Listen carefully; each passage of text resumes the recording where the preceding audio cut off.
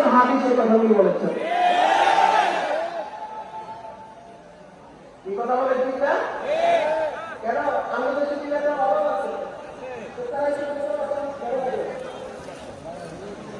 ওই যে গোলাম বানিয়েছে, গোলাম হয়েছিলাম, কথা ধরে বললাম, কিন্তু সে বলেছে দেখেন পুরা বাংলাদেশের সব নেতৃস্থানীয় লোকেরা একদিকে, সে একদিকে সেই কথাগুলি বলেছে যে যদি অন্য দেশের পক্ষে নেওয়ার কারণে যদি বেজাকার হয় তো এই যুগে তারা ইন্ডিয়ার পক্ষে নিলে তারা সবচেয়ে বড় বেজাকার।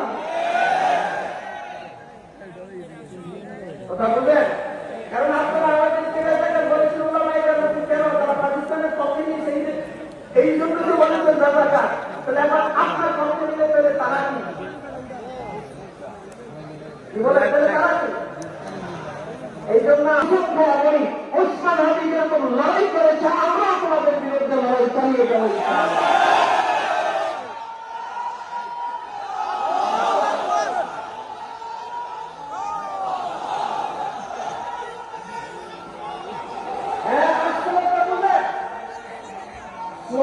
স্লোগান সহ কিন্তু বাস্তবতা কঠিন, বাস্তবতা বুঝে কি করলো? দেখলো একটা মুখ দাঁড়ায় গেছে, তাকে বহুমান না আসছেও তারা ভয় পায়। কি কথা বলে ঠিক কিনা? এই জন্য ভয় পাওয়া যাবে না। আমাদের ইতিহাস সমৃদ্ধ ইতিহাস, যদি আমরা ভয় হেরে যাই তাহলে এখানে এসে যদি সামনে অগ্রসর হতে পারি তাহলে ইতিহাস আমাদেরকে হাত ছেড়ে দিয়ে ডাকতেছে। এই জন্য আপনারা বলবো ভয় পাবেন না, কারণ আমাদের ইতিহাস সমৃদ্ধ।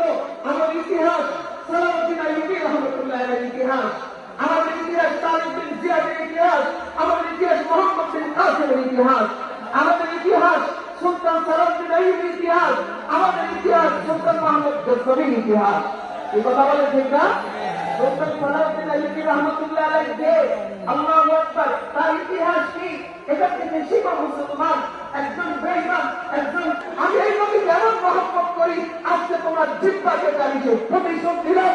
মনে রেখো একজন ইমানদার যতদিন টিকে থাকবে নবীকে গালি দিয়ে তো পারব না। এটা আমাদের ইতিহাস।